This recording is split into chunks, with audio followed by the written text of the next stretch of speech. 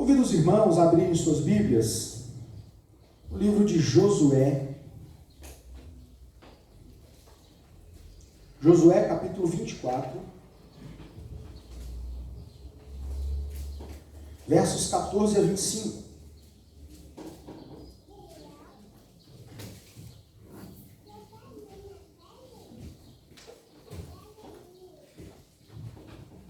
Josué 24, 14 a 25, a renovação da aliança. Agora, pois, temei ao Senhor e servi-o com integridade e com fidelidade. Deitai fora os deuses aos quais serviram os vossos pais da além do Eufrates e no Egito, e servi ao Senhor. Porém, se vos parece mal servir ao Senhor, escolhei hoje a quem sirvais. Se aos deuses a quem serviram os vossos pais que estavam da além do Eufrates, ou aos deuses dos amorreus em cuja terra habitais, eu e a minha casa serviremos ao Senhor.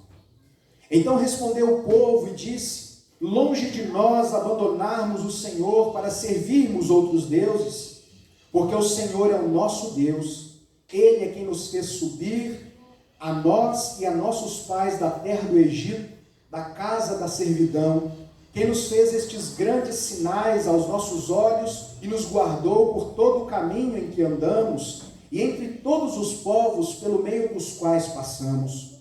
O Senhor expulsou diante de nós todas estas gentes até o amorreu, morador da terra. Portanto, nós também serviremos ao Senhor, pois Ele é o nosso Deus. Então Josué disse ao povo: não podereis servir ao Senhor, portanto Deus é santo, Deus zeloso, que não perdoa a vossa transgressão, nem os vossos pecados. Se deixardes o Senhor e servirdes a deuses estranhos, então se voltará e vos fará mal, e vos consumirá depois de vos ter feito bem. Então disse o povo a Josué: não, antes serviremos ao Senhor. Josué disse ao povo: sois testemunhas contra vós mesmos de que escolhestes o Senhor para servir, e disseram: nós o somos. Agora, pois, deitai fora os deuses estranhos que há no meio de vós, e inclinai o coração ao Senhor, Deus de Israel. Disse o povo a Josué: ao Senhor nosso Deus serviremos e obedeceremos a sua voz. Assim, naquele dia, fez Josué aliança com o povo e lhe a pôs por estatuto e direito em Siquém. Deus querido, nós pedimos que a bênção do Senhor seja sobre a nossa vida, dando-nos a conhecer o texto, bem como aplicando esta palavra aos nossos corações, na mediação de Cristo e na ação do Espírito Santo. Amém. Irmãos, hoje é dia 31 de outubro, dia muito especial para todos os cristãos evangélicos, reformados, porque hoje completa-se 504 anos daquele que foi o estopim da grande reforma protestante, da revolução causada por mentes pensantes a respeito da teologia, do culto, do serviço a Deus, da salvação do ser humano. Portanto, é uma data memorável para nós. E entre os muitos ensinamentos que nós podemos aprender com o evento histórico da reforma, é o ensinamento teológico a respeito do significado da reforma. A reforma foi uma proposta, um chamado, uma convocação à igreja para voltar às Sagradas Escrituras, para voltarmos à centralidade de Cristo crucificado e ressurreto para a salvação de pecados, para voltarmos a postulados antigos, construídos, edificados sob a doutrina dos apóstolos. Uma igreja reformada, sempre se reformando. Foi o lema que ecoou há 500 anos atrás e que ainda hoje provoca a nossa reflexão. Essa semana, a nossa igreja, a IPI de Aliado, completou 140 anos de atuação no município de Aliado. Eu não sei se você já parou para pensar, mas a nossa igreja é muito mais antiga do que a própria emancipação político-administrativa do nosso município. Nós existimos aqui como igreja plantada por Deus antes mesmo que Areado fosse areado. Existem muitos motivos pelos quais nós podemos e devemos comemorar. A nossa história diz muito a respeito da fidelidade de homens e mulheres do passado, que com seu testemunho de fé escreveram longas e longas linhas da história dessa igreja. E todas as vezes que eu fico pensando, eu gosto de vir aqui, às vezes sozinho, para orar, para estudar também, porque às vezes as crianças estão muito agitadas lá em casa, e pai em casa dá a impressão de que não está trabalhando, né? Então o escritório não é suficiente, eu gosto de vir aqui. E eu gosto de andar ali na sala do conselho, olhando a fisionomia de homens antigos. E eu já conheço quase todos eles por detalhes, da fisionomia cansada, alguns bem feinhos fisicamente falando, outras pessoas, figuras importantes que marcaram a minha vida, como foi, por exemplo, o pastor Marcelo. E eu saio daquela sala com a convicção de que Deus nunca se priva de ter testemunhas a respeito de si mesmo. Porque ao longo do tempo, estiveram aqui crentes verdadeiros, crentes nem tão verdadeiros assim, pessoas que serviram a Deus nos ministérios da igreja, pessoas que esquentaram o banco da igreja o tempo todo, pessoas que foram fiéis a Deus, que sustentaram a obra de Deus, e pessoas que não se comprometeram ao Senhor. Fato é que, apesar de nós, Deus tem sustentado a nossa igreja há mais de 140 anos. Que alegria é para nós podermos pensar a respeito da nossa história. Pastor, mas o que a reforma protestante ou a história da nossa igreja tem a ver com o texto que nós acabamos de ler? Talvez esta seja a pergunta a ser feita para nós aqui nesta manhã. O que a renovação da aliança proposta por Josué, num contexto completamente diferente do nosso, num tempo de costumes e demandas completamente diferente do nosso, tem a ver com a temática da reforma e com o aniversário da nossa igreja? Pois bem, irmãos, a minha esperança e a razão da minha oração é que nós possamos identificar no texto que nós acabamos de ler a relação entre obediência e bênção de Deus, distanciamento e frutos terríveis. A relação entre a palavra de Josué, que reverbera na reforma protestante e que ecoa aos nossos ouvidos hoje, IPI de Areado, com mais de 140 anos. Ditas estas coisas, nós podemos então voltar ao texto. Nós conhecemos relativamente bem a história do povo de Israel. O povo havia sido levado para o Egito, criado ali, sido escravizado, e há muitos anos estavam sofrendo, porque passou-se a geração de José, o comando de José, e as autoridades já não reconheciam o povo de Israel como um povo de bem. Era agora uma ameaça. E eles foram escravizados, subjugados, colocados sob forte sofrimento, e ali no cativeiro eles clamavam ao Deus que havia prometido livrá-los em Abraão, e durante muitos anos, séculos, eles clamavam por libertação. Deus então, no seu tempo, trabalha o coração do homem chamado Moisés. Você já parou para pensar que a história de Moisés pode ser dividida em 3 etapas? 3 partes de 40 anos.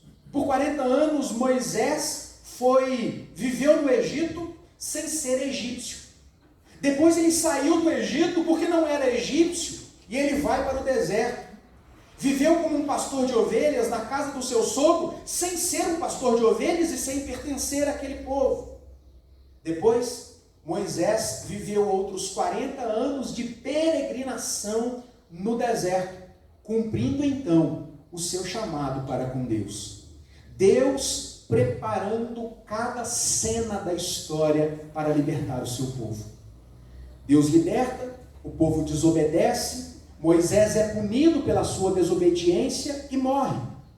Deus não fica sem testemunhas de si, e Josué foi ao longo do tempo preparado, e agora ele é colocado à frente do povo de Israel, e duras batalhas estavam à frente, porque a longa jornada pelo deserto havia terminado. Eles estavam de frente do Jordão, e agora eles precisavam transpor, atravessar o Jordão, tomar Jericó, e a partir dali todas as cidades que eram herança de Deus para o povo. Josué teve medo. E agora, Senhor, o que eu posso fazer? Deus então, reiteradas vezes, consola Josué e o anima. Vai, Josué, eu estarei com você. Conhecemos a história. Jericó é derrotado, e o povo se acha muito importante, porque Deus fez ruir as muralhas de Jericó como um grande sinal de livramento. E depois eles pecaram contra Deus, e a pequena cidade de Ai foi aquela que subjugou o povo. E o povo depois, na sequência, derrota Ai, e eles vão dominando paulatinamente aquela região, expandindo os seus domínios como cumprimento da promessa de Deus. Até que Josué então aloca o povo na terra prometida, reparte a herança, cada uma das tribos estava sendo colocada no lugar onde Deus havia prometido que eles estariam. Tudo parecia voltar ao normal, tudo parecia caminhar para um tempo de tranquilidade. Mas Josué conhecia o coração do povo. Josué temia que o povo se desviasse do Senhor. Josué temia que, em havendo estabilidade, o povo se esquecesse de Deus. E ele então chama o povo para uma conversa. O texto que lemos é um diálogo entre Josué e a grande multidão do povo de Israel. Pense, irmãos, Josué profere algumas palavras e o povo responde. Josué reitera, reafirma argumentos e o povo responde. No final, no fecho do texto, Josué então escreve esta aliança como estatuto, arrolando pessoas como testemunhas. Deus é testemunha desta aliança que nós estamos fazendo. E nós conhecemos a história. Josué morre. O último fato narrado de Josué é exatamente este, a pedra de testemunha. Depois ele falece, e o povo então atravessa outros 300 anos de intensa instabilidade. É o tempo dos juízes. O povo rompeu a aliança que fizera com Josué. Mas voltando a esta aliança, eu gostaria que nós pensássemos um pouco a respeito da abordagem de Josué para com o povo, e que nós pudéssemos aprender então algumas questões importantes a respeito do fato de tomarmos decisões, de termos um posicionamento. O que isso tem a ver com a reforma protestante? Muito. Reafirmar postulados antigos, bíblicos, é reformar-nos segundo a palavra de Deus. E foi exatamente este o contexto da reforma, quando lá no século XVI, homens, mulheres se sentiram indignadas com as distorções da então igreja, e eles então se viram obrigados a protestar contra aquilo que os afastava, que afastava o povo das verdades de Deus, e era necessário voltar à palavra do Senhor, era necessário lutar para que a palavra de Deus fosse pregada, ensinada como verdade de Deus.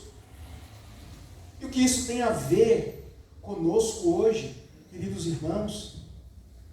Nós estamos atravessando um momento onde a pandemia parece ceder, e as coisas estão voltando ao normal. As academias abriram, a escola abriu, o futebol voltou, as atividades ao ar livre e dentro dos locais, todas estão se normalizando, e a tendência é que nos próximos dias isso esteja completamente regularizado.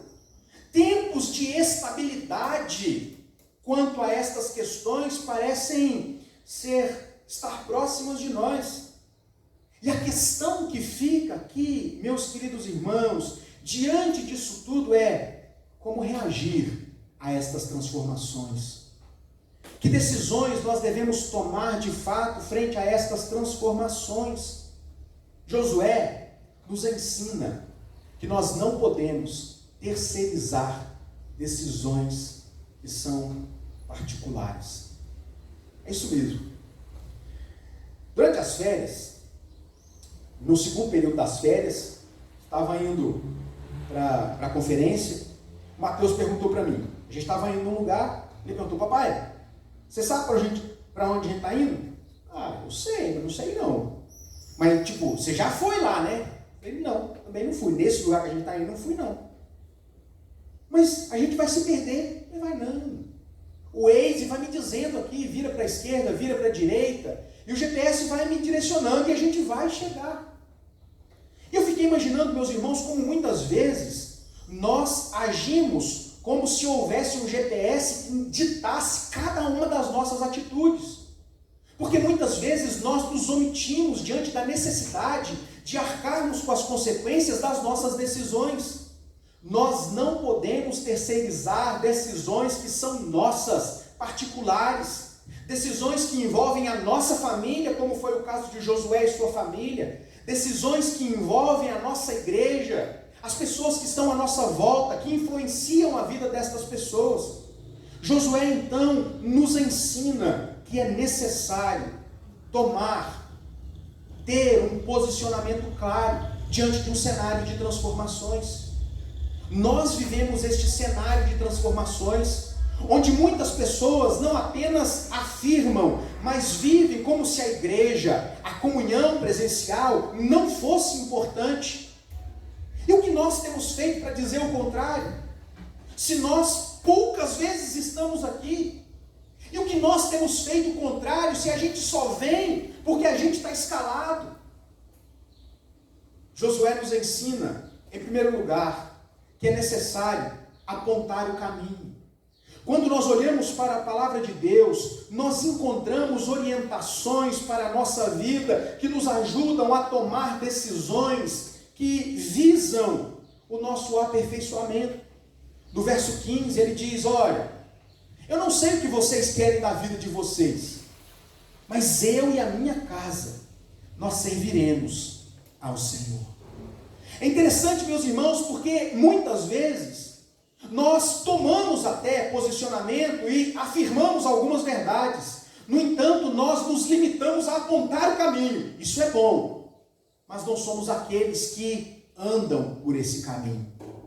Perceba que Josué faz uma proposta de aliança. Eu não sei quanto a vocês, mas eu e a minha casa, nós serviremos ao Senhor. Você já parou para pensar que os ensinamentos de Jesus nunca eram ensinamentos soltos, como algo bom de se viver, mas que não podia ser visto na vida dele? Jesus desejava ensinar a respeito da humildade. O que ele fez? Agiu como o menor dos servos, lavando os pés dos discípulos. Jesus queria, entre outras coisas, ensinar a respeito do amor, e o que ele fez? Entregou-se a si mesmo para salvar pecadores como eu e você. Isso nos ajuda a entender, meus irmãos, que as nossas decisões precisam estar ancoradas, atreladas com atitudes concretas. E quando nós voltamos para a Reforma Protestante, nós percebemos na vida e na história daqueles homens, pessoas que estavam dispostas a não apenas afirmar a sua fé, mas a viver por elas, e a morrer por elas se necessário fosse. Você já parou para pensar como hoje em dia as pessoas estão relativizando coisas que, biblicamente falando, são verdades postas, verdades imutáveis de Deus? E muitas vezes nós admiramos todas estas coisas e não nos posicionamos.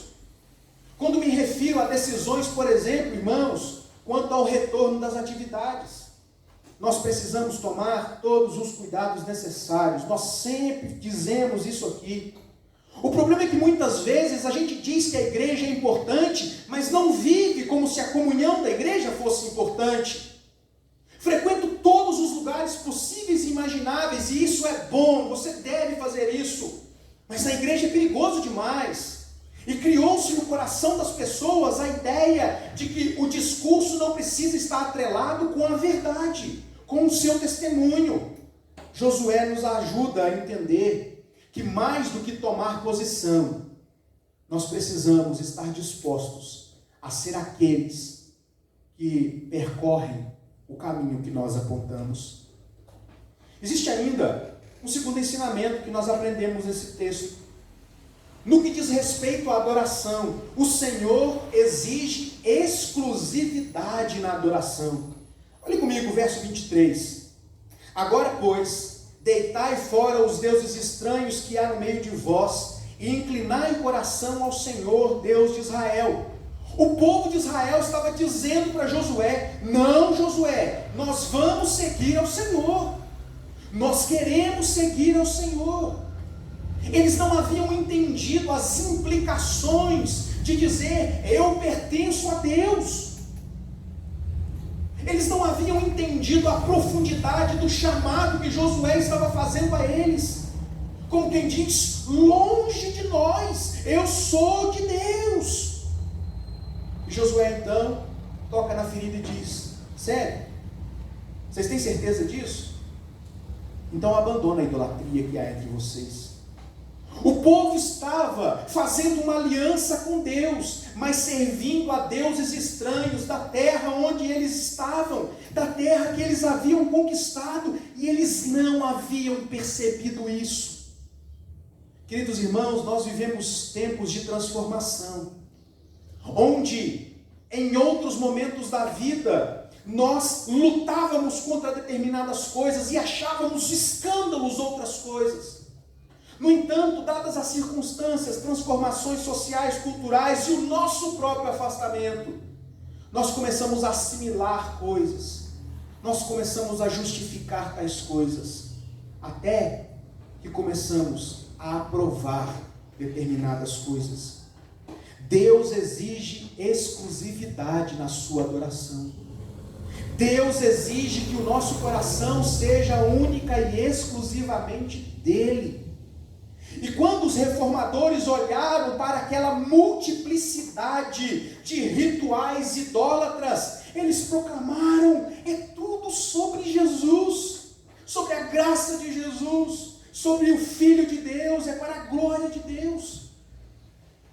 Queridos irmãos, não adianta nós vivermos afirmando ou reafirmando um cristianismo desprovido de um caminhar com Deus. Muitas vezes e em muitos lugares as pessoas estão assentindo para Jesus.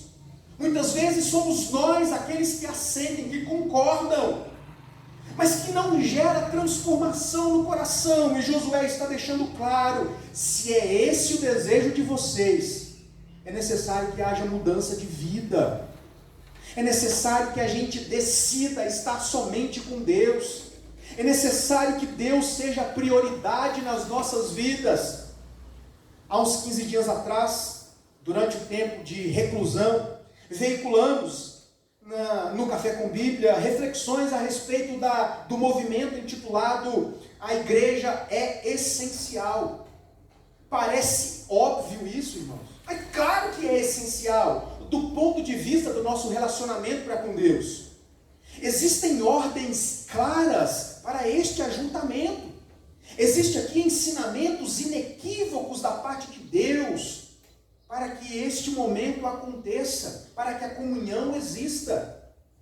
Mas por que é necessário afirmar que a igreja é essencial?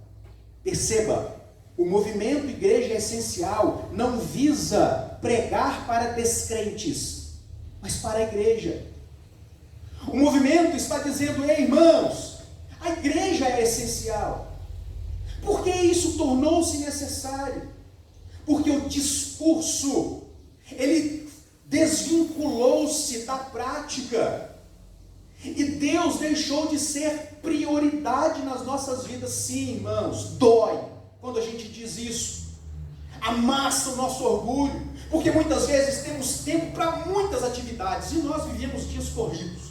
Ontem, irmãos, era mais de meia-noite, eu estava editando vídeo, meu pé doía, a sola do pé, porque tinha corrido de um lado para o outro. Aí a Kerta olhando, ainda liga para o presbítero para fazer visita junto, você sequestra o presbítero para andar junto, vamos partilhar a caminhada, e você vai aqui, vai ali, e atendimento e tal, e era meia-noite, o pé estava borbulhando. E eu fico imaginando, irmãos, como nós muitas vezes deixamos de perceber que isso na verdade deve ser prioridade para nós. Nós vivemos dias corridos, e é necessário escolher entre fazer uma coisa e deixar de fazer outras. É simples assim. Eu não estou dizendo que a gente fica de papo pro ar, fazendo coisas fúteis. Eu quero acreditar que tudo que você faz é importante. É importante o tempo com a sua esposa, com o seu marido, com os seus filhos. É importante. Eu tenho dito isso, irmãos, para os pais. Não abra mão de tempo com a sua família. Pai, você tem um ministério dentro do seu lar, é importante. Você precisa trabalhar, acordar cedo, correr atrás de cliente, vender o seu produto, estudar para concurso, né, Jorge? Você precisa fazer diversas coisas. Tudo isso é importante. E entre esta multidão de coisas importantes, nós precisamos estabelecer o que é prioridade. E se vir na igreja ao domingo não está cabendo na nossa agenda, eu nem estou falando de quarta-feira. Se vir na igreja uma vez por semana, não está cabendo na nossa agenda, porque a gente trabalha, porque a gente estuda, porque a gente está cansado, porque isso, porque aquilo outro. Não é sinal de que você está gastando tempo com coisas fúteis. Só significa que Deus não é prioridade na sua vida.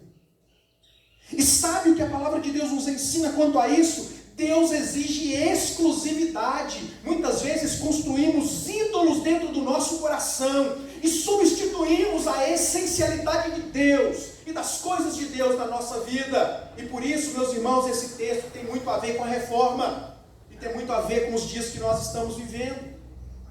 E agora o que nós faremos? Nós precisamos tomar uma decisão muito importante.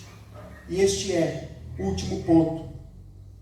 Porém, se vos parece mal servir ao Senhor, escolhei hoje a quem sirvais. Irmãos, esta é a pergunta, tipo talk show, a pergunta de $1 milhão. A pergunta que precisa ser respondida. Quem nós temos servido? Não, pastor, a quem nós temos servido? Nós servimos a alguém, nós servimos a algum interesse. Se a Deus e ao mundo, eu tenho uma triste notícia para você. Nós temos servido ao mundo. Se nós dizemos que servimos a Deus, mas não valorizamos postulados essenciais da palavra de Deus, e temos tentado viver uma vida híbrida, hoje virou moda, né? Ensino híbrido, trabalho híbrido, tudo híbrido. E eu penso, irmãos, que alguns cristãos viraram cristãos híbridos. Eu sou cristão, eu só não estou vinculado com a igreja, com as coisas de Deus. Eu não me comprometo mais, não faz diferença para a minha vida. Estava conversando ontem na visita que a gente estava fazendo, o Valdemir estava relatando um caso de tristeza, de alguém que se diz cristão, mas eu estou tão magoado para a igreja, que a igreja não serve para mim, não serve para mim. Enquanto ele contava, irmãos, eu voltei para casa e fiquei imaginando. E eu me lembrei de uma história. Essa aqui é uma história, não é verídico não. É uma lenda. É a lenda dos mil espelhos. E essa lenda conta que havia uma casa que tinha 1000 espelhos nessa casa. 1000 espelhos espalhados, que davam um ar de amplitude para essa casa. E havia um cachorrinho na rua. Sabe aquele cachorrinho de gente boa, que não ataca os motociclistas? Quem anda de moto sabe o que é isso, né? Tem uns cachorros, a Joab anda de moto. Tem uns cachorros que você fala, que ele é um enviado de Satanás para me derrubar. Mas tem uns cachorrinhos que são gente boa, que olha pra gente, bana o rabo e tal. São cachorrinhos que tá passando alguém, dá uma latidinha. E aí, um cachorrinho desse entrou nessa casa de 1000 espelhos. E ele então andou nessa casa. E ele voltou para sua casa e disse: uau, eu entrei num lugar fantástico. E E a mãe do cachorrinho perguntou, mas por que você entrou num lugar fantástico? Eu entrei num lugar onde 1000 outros animais, cachorrinhos, estavam sorrindo para mim, estavam felizes, transpareciam estar contentes com a sua vida, e eu desejo voltar naquele lugar ali, porque afinal de contas a gente deseja estar onde a gente se sente bem, e o lugar legal naquela casa. E aí outro dia, o irmãozinho dele, que já era tipo esse enviado de Satanás para derrubar um motociclista, aquele que não apenas late, mas quer morder, tem um que fica, quando vem até do Davi, fica lá na viradinha, lá da rua. Eu passo de bicicleta ali na roça dos meninos lá, e bem na curvinha, né, Gamaliel? O Gamaliel estava andando bem na curvinha, eles ficam ali esperando o ciclista passar para morder eles, para morder a gente. Então, um cachorrinho tipo esse entrou na casa, e ele voltou para casa muito triste. Falei, pelo amor de Deus, eu não entro naquele lugar mais. Todo mundo olhando para mim com a cara feia, parecendo que o mundo tinha acabado. Deus me livre, povo mal-humorado. Imagino que é autoexplicativo, irmãos. Nós somos a igreja de Jesus. E aquilo que nós dizemos da igreja de Jesus reflete como nós estamos. Muitas vezes a gente deseja uma igreja que seja acolhedora, que sorria para a gente, mas nós somos os primeiros a sentar no nosso banco, não olhar para o lado e ir embora. Se a gente passar a nossa vida buscando perfeição nas pessoas, nós nunca encontraremos um lugar que nos agrade. E o dia que a gente encontrar, a gente estraga ele, porque não somos perfeitos.